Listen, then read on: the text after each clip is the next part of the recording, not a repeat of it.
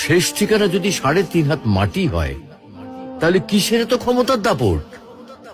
ভোর ৫টায় মৃত্যু, সকাল ৬টায় জানিয়ে দেওয়া হবে মাইকে, ৮টায় শেষ গোসল করানো হবে, ৯টায় তোমাকে নতুন কাপড়ে সাজানো হবে, জোহর নামাজের পরে তোমার আলিশান বাড়ি থেকে বের করে নিয়ে যাওয়া হবে, ২টায় তোমার জানাজার নামাজ পড়ানো হবে, ২:৩০টায় তোমাকে কবরে নামিয়ে ফেলা হবে।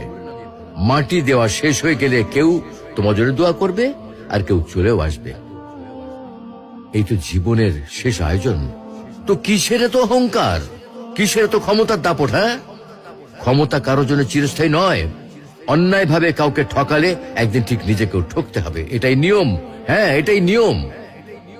ভোরের সূর্যোদয়ের আলোতে যে পৃথিবী আলোকিত হয়, সন্ধ্যার সূর্যাস্তে তা আবার হারিয়ে যেত দেখি।